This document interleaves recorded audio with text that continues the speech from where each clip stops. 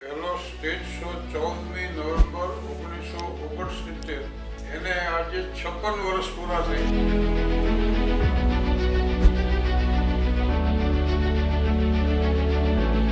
આવનાર જનરેશનને શું લેસન આપવું? We want to get success in our life. What should we do? અને ઠીક છે, આ ઉંમરના યુવક યુવતીઓ જીવનમાં છે.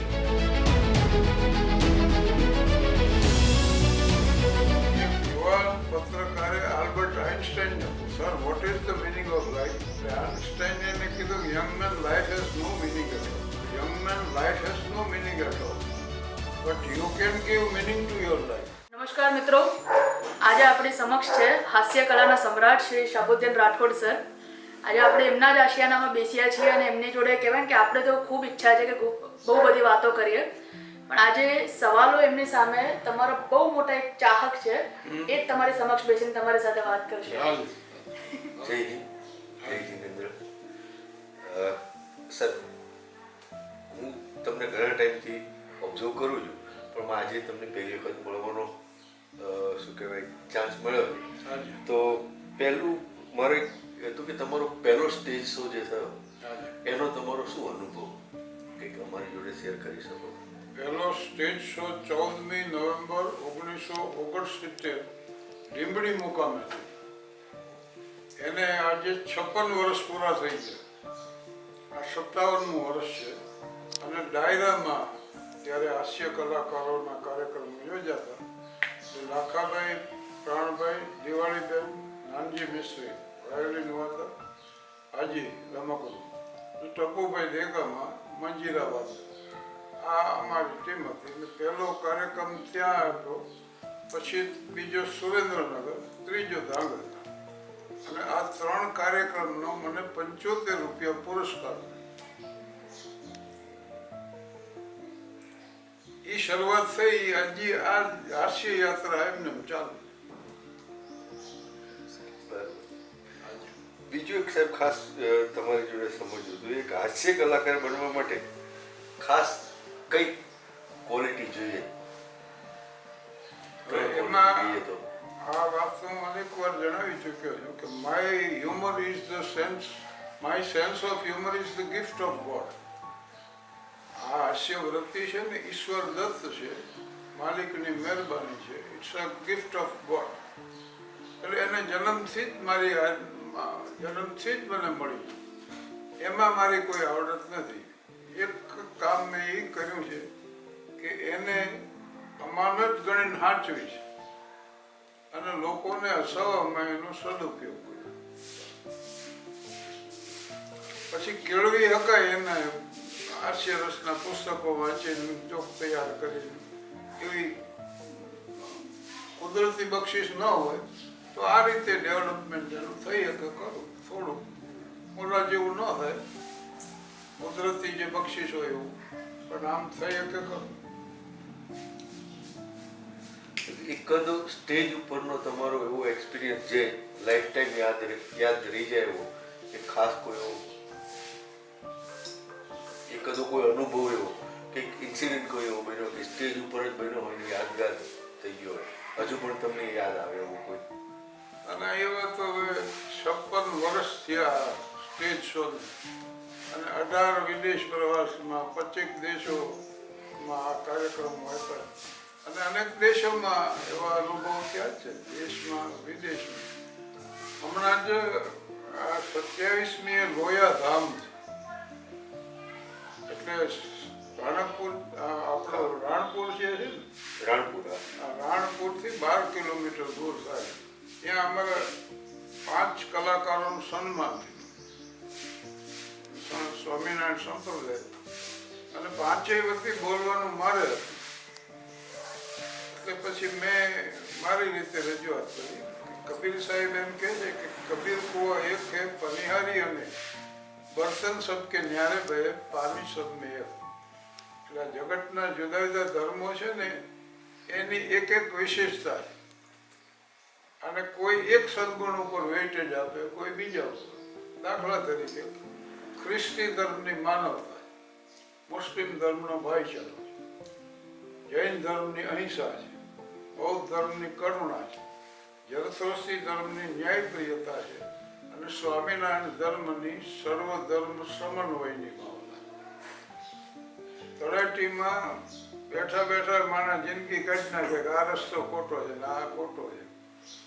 પ્રેમના પંથે પ્રયાણ કરી અને શિખર ઉપર પહોંચો, સત્યના માર્ગે સફર કરીને પહોંચો, કરુણાની કેડી કંડારી ઉપર પહોંચો, ત્યારે તમને એક જ અનુભૂતિ થાય કે આ બધા રસ્તા ઉપર આવે અને મજબ નહીં સિખાતા આપસ में बैठ रखना, हिंदी है हम वतन है हिंदुस्तान हमारा.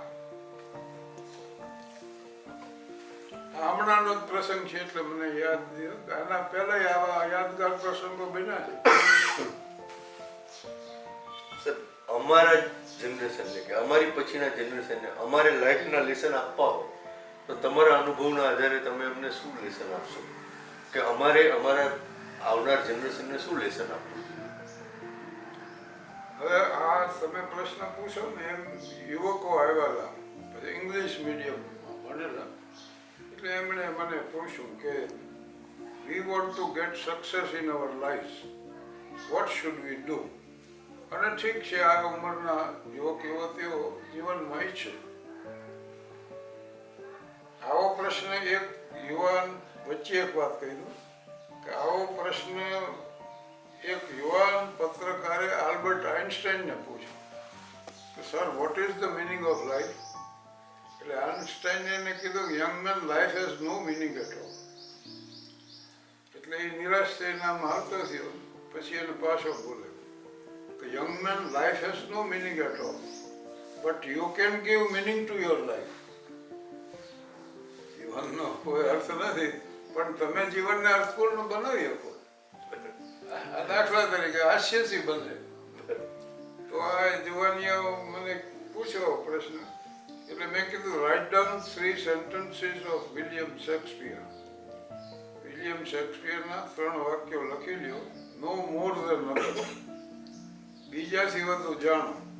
વર્ક મોર ધેન અધર, બીજાથી વધુ કામ કરો. અને એક્સપેક્ટ લેસ ધેન અધર, બીજાથી ઓછી અપેક્ષા રાખો. આ 3 લેસન. એટલે જીવનમાં કોઈ દિવસ નિષ્ફળ નહીં જઈ શકાય એમ. સત્ય તો બહુ સાદા હોય સાહેબ, માણા એને ગૂંચવી મારે. લાવટ છે એટલું જ સાદા છે. ક્યાં અટકવું એટલી જ જો ખબર હોય તો જીવનમાં દુઃખ ન હોય. કેટલામાં પેક પછી શરાબીને ખબર હોય કે ક્યાં અટકવું, કેટલું જીત્યા પછી જુગાર છોડી દેવું એને ખબર હોય, કેટલી ચૂંટણી લડ્યા પછી રાજકારણીને ખબર હોય કે ક્યાં અટકવું, અને કેટલા કાર્યક્રમ આપ્યા પછી કલાકારને ખબર હોય. અમારો વર્ગે આવી જાય છે એમાં, એવું નથી. પણ આ તો શેક્સપિયરની વાત થઈ. પણ સંત જ્ઞાનેશ્વર એમ કહેતા કે કોઈ કામ જ્યાં સુધી પ્રમાણિકતાપૂર્વક ન કરો ત્યાં સુધી તલ્લીન ન થઈ, અને તલ્લીન જ્યાં સુધી ન થઈ શકો ત્યાં સુધી કામમાં પ્રવીણતા પ્રાપ્ત, અને પ્રવીણતા પ્રાપ્ત ન કરી શકો એટલે સફળતા ન મેળવી. આ આપણી સંસ્કૃતિ આ શીખવે છે, બરાબર? તો આ સીધા સાદા વાક્યો છે. ધર્મની કેટલી વ્યાખ્યાઓ. તો ધર્મ એટલે જે સમયે જે સંજોગોમાં જે ફરજ તમારે બજાવવાની હોય એ બજાવવી, એનું નામ ધર્મ. સ્વામી વિવેકાનંદની વાત છે. આવતા ને શિકાગો ટોક્યોથી આવતા તો પાછી મારો એક માછલી પકડેલી, બહુ વજનદાર છે એટલે એ બધા મહેનત કરતા. સ્વામીજીએ જોયું તો એ મદદ કરવા લાગી. બધા કે તમે સંન્યાસી ઉઠીને આ કામમાં મદદ કરો છો, એટલે એમણે કહ્યું અત્યારે આ ફરજ છે. મોરચા ઉપર શત્રુઓને હણી નાખો એ સોલ્જરની ફરજ છે, સમાજની માટે નથી પાછી. જો જેટલા વધુ શત્રુઓને મારે એટલે વીર ચક્ર ને પરમવીર ચક્ર. આ સમાજમાં એ ફરજ નથી, આ તો ગુનો બને. ગુનો બને, સજા થાય. અત્યારના ભારતના કલાકારો છે એમને તમે તેમના માટે કંઈક શિખામણ તમે વડીલ તરીકે શું અમને સજેસ્ટ કરશો અત્યારના કલાકારો માટે? હવે અત્યારના કલાકારોએ એ પાછો શું કરવું જોઈએ ને કેમ વર્તવું જોઈએ એ એની સમજણ ઉપર આધાર રાખે. એટલે મારી સમજણ ગમે એવી ઊંચી હોય એ એને કામ ન આવે, બીજાની સમજણ મને કામ ન આવે. માણસ ગમે તેને વાંચે, ગમે તે પુસ્તક વાંચે કે ગમે એને સાંભળે, એ જીવે એની સમજણ પ્રમાણે. એટલે મારે શું કરવું છે એ બાબતમાં હું સ્પષ્ટ છું. And when a person is clear in his vision, clarity itself is the action.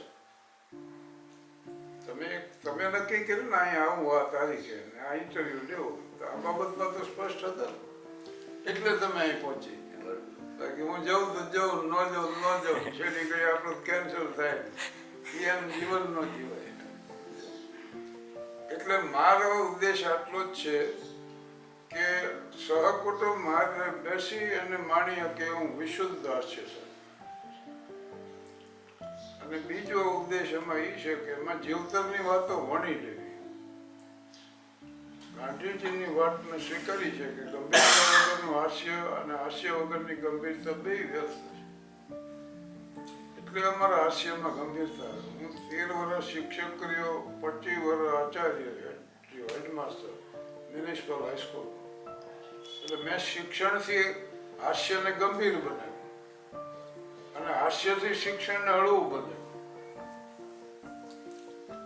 એટલે આ પ્રકારનું હાસ્ય સર્જવું અને જીવનના સાદા સત્યો, સરળ સત્યોને હળવાશથી રજૂ કરે. જણો મને કે સારા કામમાં મારે થોડા પૈસા વાપરવા શું કરવું? કે જેના ઉછીના લીધા એને દઈ દો. સારામાં સારું કામ આ છે. શાંતિથી તમે વિચારો તો વાત સાવ સાચી છે. પીપા પાપર ને કીજીએ પુण्य किया सुबह, जो किसी से ना लिया तो दिया सुबह. એક મિત્ર વળી એવું પૂછ્યું, મારે એવું સ્થાન બનાવવું છે કે જ્ઞાતિ જાતિ વય ધર્મ કોઈ જાતના ભેદભાવ વગર લોકો ભેગા થાય, લોકો જ્યાં એકત્રિત થાય એવું.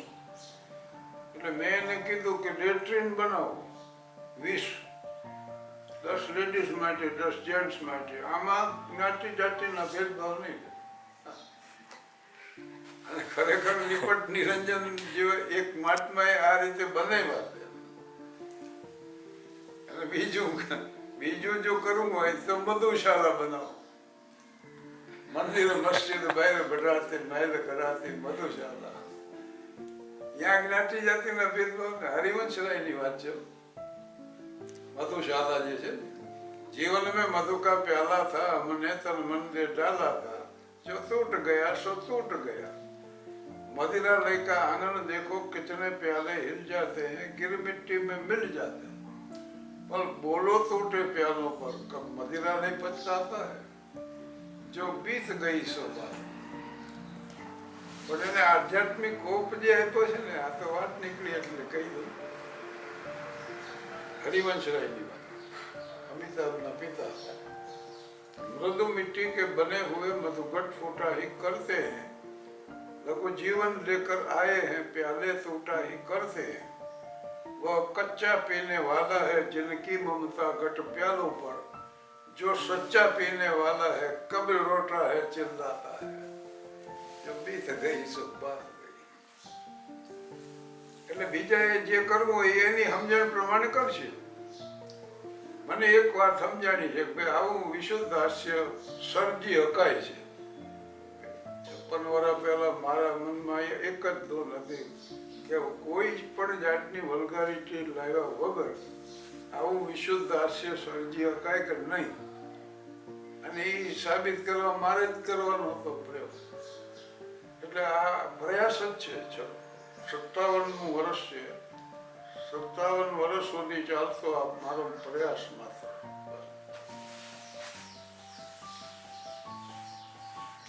આજના યુથ માટે ગુજરાતી સાહિત્યમાં ગુજરાતના યુથને કઈ ખાસ સંસ્કૃતિ જોડે જોડાવા માટે શું સુધારો કરવો જોઈએ? તમારું ઓબ્ઝર્વેશન શું કહે છે? આજથી 2200 વર્ષ પહેલા યુવાનો માટે એક જ જાતના અભિપ્રાયો સમાજમાં હતા કે અવિવેકી છે, એને ઉદંડ છે, એને કોઈનું માનતા નથી લેવા. યુવાનો જે રહ્યા ને એ દુર્જન દૃષ્ટ કે એવા નથી હોતા, પણ માર્ગ ભૂલેલા હોય. યુવાનીની અવસ્થા એવી છે કે એ કથામાં જાય. બાપુની કથામાં સ્વયંસેવકો બધા યુવક કેવો તેવો જ હોય. અમારી લંડન કથામાં મનમો હતો, અમને લઈ ગયા હતા 250 જેટલા કલાકારો બધા. તો અહીંયા જે કામ કરતા યુવક કેવો તેવો જ હતા. અને આમ 9 દિવસ હારે રહ્યા અમારે જે છે. અને છેલ્લે દિવસ તો એ આમ ગમગીન થઈ ગયા કે હવે અમે કરશું તો આ કરીએ. અને એ કેસરીનોમાં જઈ હતી, એ મંદિરમાં જઈ હતી. એનું પહેરો છે ચલકર તેરે મંદિર કભી ન આયા, જહાં જહાં હો પૂજા તેરી કભી ન શેષ ઝુકાયા. હે હરિવર મેં હાર કે આયા, અબ ક્યા હાર ચડાऊं, મહિલી ચાદર ઓઢ કે કૈસે દ્વાર તુમ્હારે. મંદિરમાં જઈએ કે મધુશાલામાં જઈએ. એટલે આ રસ્તા કયા પસંદ કરો? જો નદી બે કાંઠે હોય ને, વહેતી હોય ત્યારે વિનાશ સર્જે કે ત્યારે કાંઠાએ તાકાત કેળવી જોઈએ. એટલે આ યુવાનોને જો નિયંત્રણમાં રાખવો હોય ને એને ઉત્તમ વિકલ્પ પૂરો પાડો. સમાજ સેવાનો છે, સાહિત્યનો છે કે અમારે યુવાનો અહીં કામ કરે છે. કાલે જ અમારું ફંક્શન 11,000 વૃક્ષો વાવવાનું અને 2,000 તો વાવી નાખ્યા છે. એટલે એ ફંક્શન હતું ને એમાં વૃક્ષો એના માટેની મેં વાત કરી હતી. કેલિફોર્નિયા, હું અમેરિકા 88માં, 99માં, 2001, 2006માં. તો કેલિફોર્નિયા છે ને ત્યાં એક ગામ પાસેથી રેલવે લાઈન નીકળતી. પ્લાનિંગ કર્યું, નકશા બનાવ્યો ત્યારે ખ્યાલ ન રહ્યો, પણ એ લાઈનો શરૂ થઈ ત્યારે ખબર પડી કે મોટું વૃક્ષ વર્ષો જૂનું એને કાપવું પડે. વિરોધ કર્યો ગામને. રેલવે ડિપાર્ટમેન્ટે લાઈન બદલી નાખી. ત્યાં ટ્રેન ઊભી રહે છે અને અહીંયા બતાવે છે કે અહીં આ વૃક્ષને બચાવવા માટે તમારામાં બુદ્ધિ હોય માનવમાં, પણ હારે જો સંવેદના ન હોય તો એ ભયંકર પરિણામ લાવે. એડોલ્ફ હિટલર 1 કરોડ યહૂદીઓને મારી નાખવાનો પ્રોજેક્ટ કર્યો અને એડોલ્ફ આઇકમેનને આ કામ આપ્યું. 60 લાખને મારી નાખ્યા ખરેખર. યહૂદી પ્રજાને રાજ્ય મળ્યું અને રાષ્ટ્ર મળ્યું ઇઝરાયલ. ત્યારે એક વ્યક્તિની સ્મૃતિમાં 1 વૃક્ષ વાવવું 60 લાખ વૃક્ષો હોય. મિડલ ઈસ્ટનો મેં પ્રવાસ કર્યો છે. Muscat, Dubai, Abu Dhabi, Sharjah, Jeddah, Mecca, Medina, Bahrain, Kuwait. દુબઈમાં તમે નીકળો તો આપણે એમ થાય કે આપણે રણમાં જઈ છું, એટલી હરિયાળી છે. વૃક્ષો એવા છે કે રણમાં ગુલાબી ઉગાડ્યા. એટલે વૃક્ષની હિફાજત કરવી.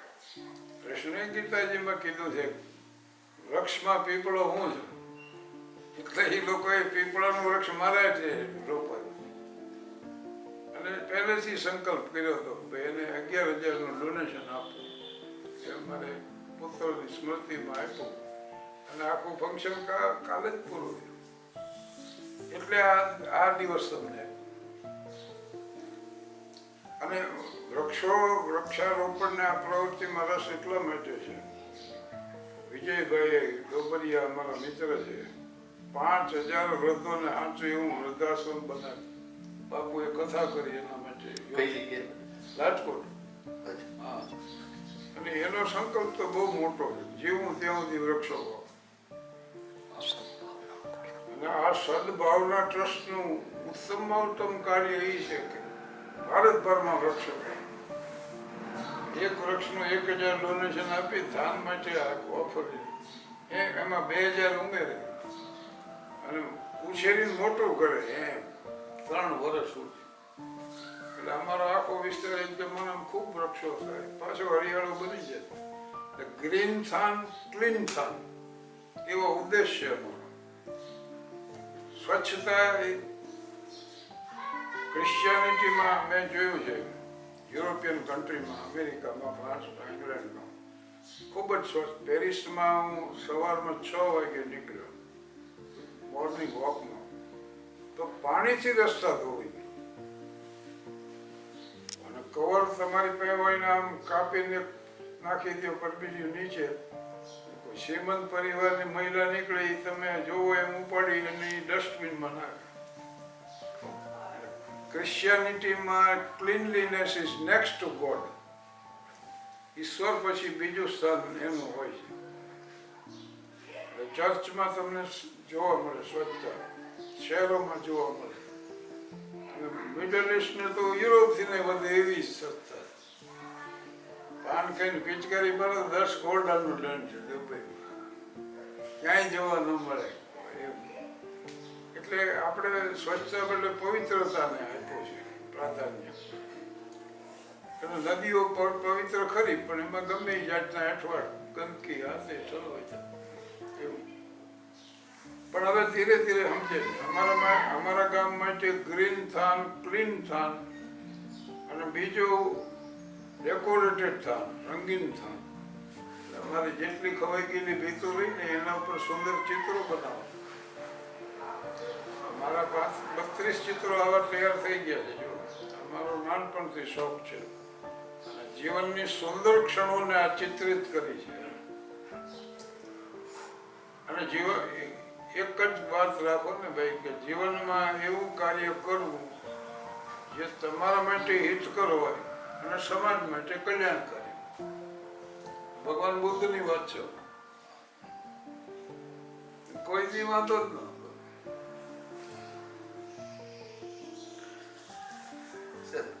ખાસ તો તમારી વાત સાંભળી મને નાનપણની એક વાત મને યાદ છે. સાહેબ મારે થાનગઢમાં પેલા કુંવરને અંગ્રેજી શીખવાડવા માટે સાહેબ રાખ્યા હતા. કુંવરને અંગ્રેજી નો આવ્યું. થાનગઢ માટેની વાત નથી, એ પ્રસંગ છે કે ગામડું એક અને ગામડામાં એક દરબારની ડેલી એમાં દાખલ થાવ એટલે યુરોપિયન એક હામો મળે, બ્રિટિશર. એ પછી ચોળણી પહેરેલી, લાંબુ પહેરણ ને ઓલો ગમસો ખંભે.